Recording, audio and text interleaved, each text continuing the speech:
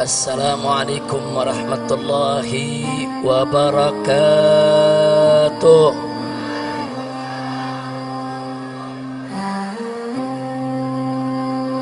Bismillah,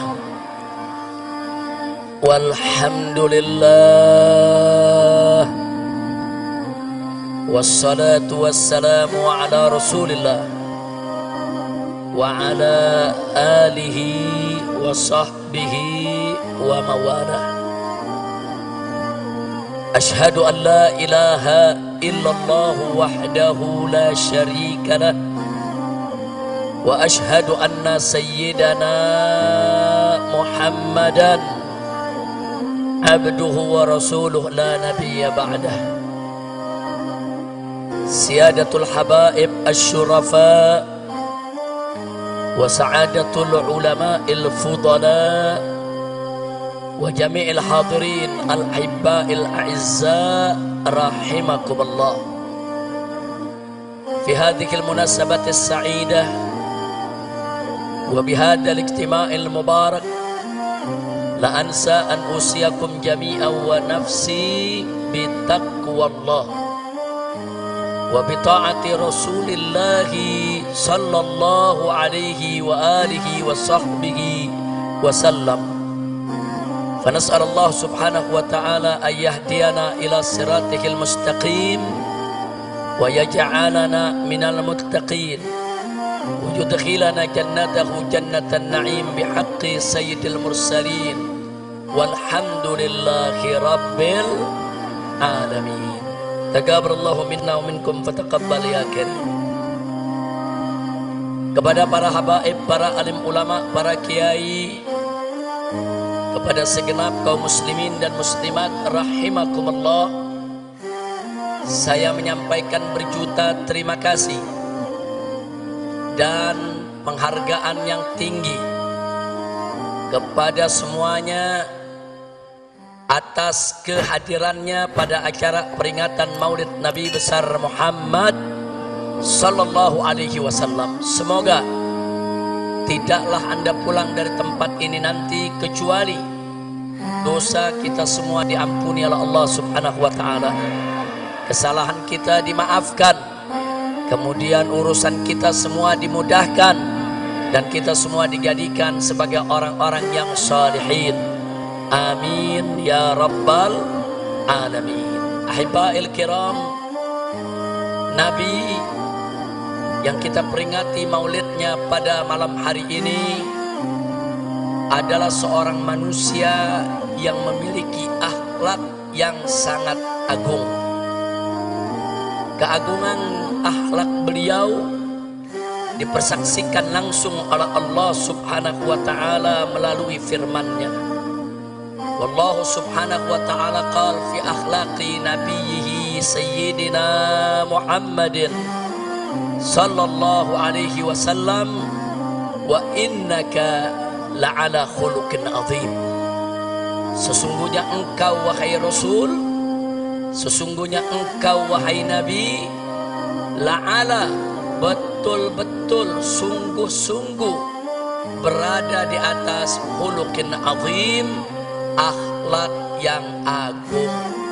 Artinya Nabi alaihi salatu wassalam memiliki akhlak yang sempurna, akhlak yang sangat mulia, akhlak yang teramat agung. Itulah Nabi kita Sayyiduna Muhammad sallallahu alaihi wasallam.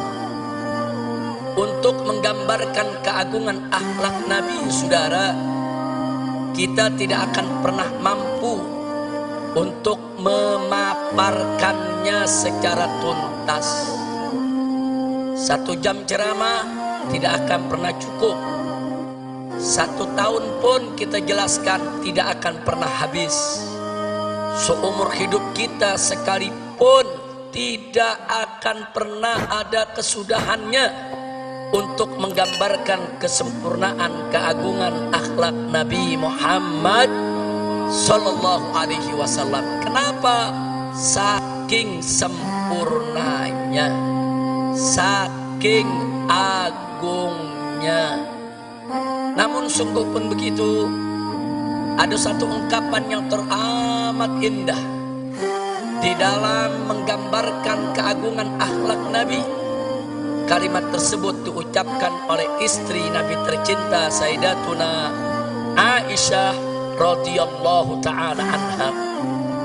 Tatkala beliau ditanya oleh seorang tabi'in, "Ya Ummul Mukminin, wahai ibu orang yang beriman, kaifa kana khuluqun Nabi sallallahu alaihi wasallam?" Bagaimana sih sebetulnya akhlak Nabi? Ini pertanyaannya, saudara. Lalu apa dijawab oleh Sayyidatuna Aisyah As-Siddiqah binti Siddiq radhiyallahu taala anhuma?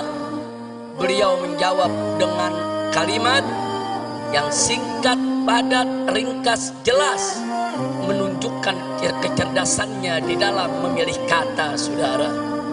Di mana beliau katakan, "Kana khuluquhul Qur'an." Akhlak Nabi adalah Al-Quran. Itu aja jawaban Siti Aisyah. Bahwa Siti Aisyah nggak bicara panjang lebar, saudara. Siti Aisyah nggak repot-repot mengungkapkan dengan aneka ragam untayan kalimat. Beliau cukup mengatakan pada saat ditanya, bagaimana sebetulnya akhlak Nabi? Beliau menjawab, akhlak Nabi adalah Al-Quran. Artinya, saudara, kalau kita ingin bicara akhlak Nabi, kemana Al-Quran menuntun, kesanalah Nabi kita berjalan, saudara. Bagaimana Al-Quran itu mengatur, itulah yang dilakukan oleh Nabi, saudara. Dan bagaimana Al-Quran itu menentukan jalan hidup, begitulah jalan hidup Nabi kita Sayyiduna Muhammad sallallahu alaihi wasallam.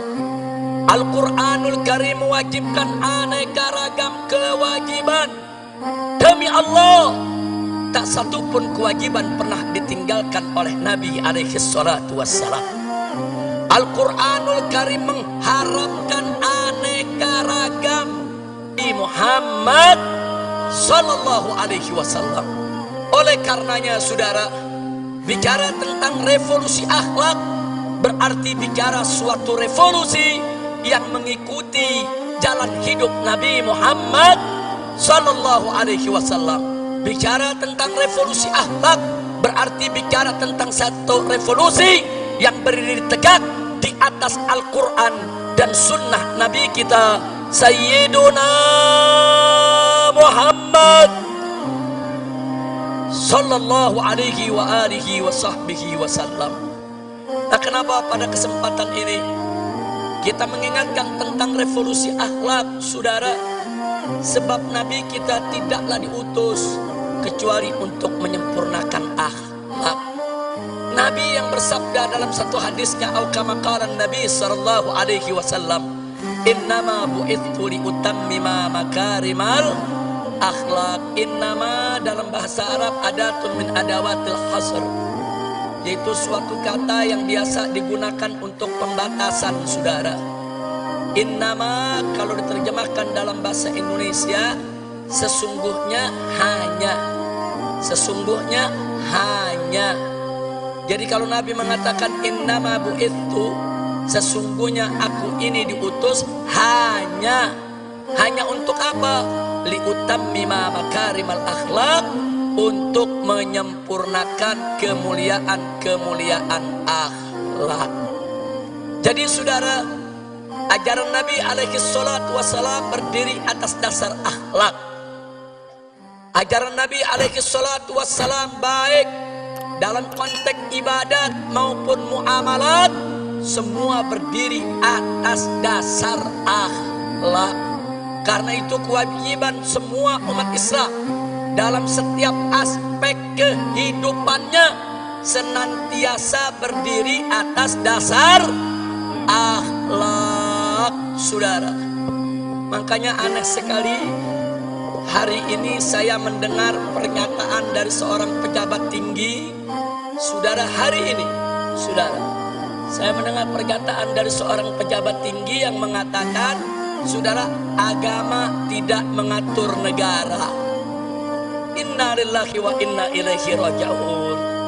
Saudara, orang yang berprinsip agama tidak mengatur negara, saudara, ini datang dari pemikiran liberal atau datang dari pemikiran ateis.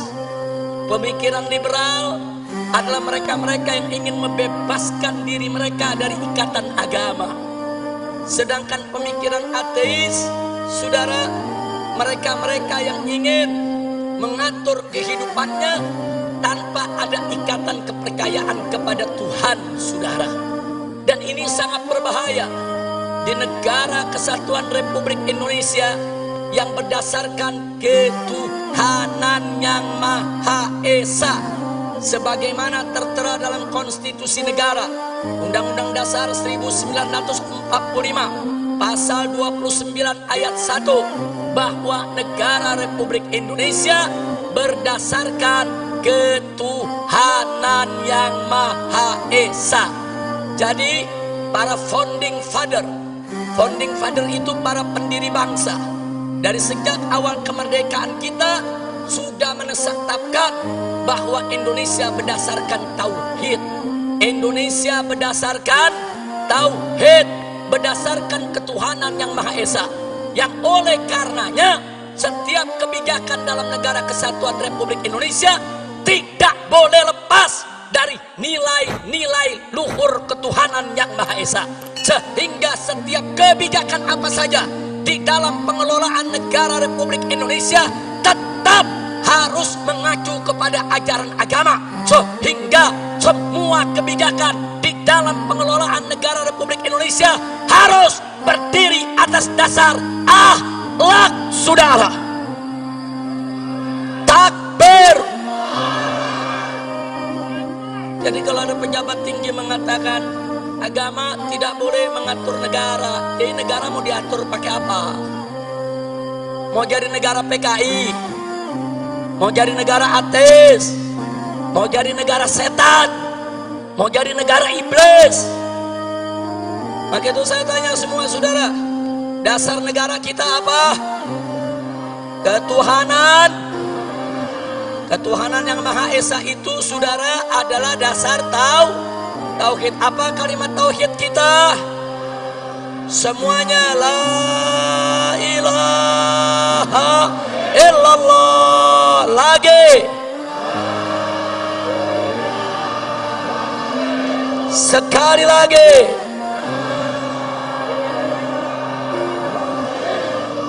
takbir. Nah, jadi kita mau ingatkan dari mulai presiden dan para menterinya sampai pejabat yang di bawah, ingat, Indonesia adalah negara tauhid.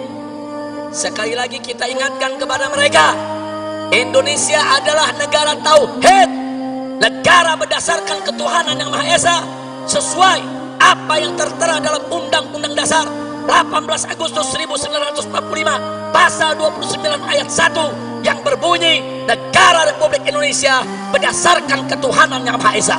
Jadi kalau kalian ingin menyingkirkan ajaran agama, ingin menyingkirkan aturan agama, ingin menyingkirkan ajaran Islam dari pengelolaan negara, berarti kalian ingin mengangkangi konstitusi, ingin menghancurkan negara ini, dan ingin menghancurkan dasar negara. Betul? Maka itu saya mau tanya, siap jaga ketuhanan yang Maha Esa? Siap jaga negara Republik Indonesia? Takbir. Jadi saya ingatkan kepada semua ya ikhwan, saya nggak peduli siapapun orangnya saudara, mau presiden, mau menteri, mau para jenderal TNI dan Polri, hati-hati kalian. Kalau kalian ingin menyingkirkan ajaran agama dalam pengelolaan negara Republik Indonesia, berarti kalian ingin melawan agama, kalian menantang agama. Demi Allah, kami tidak akan mundur walaupun selangkah, saudara. Takbir.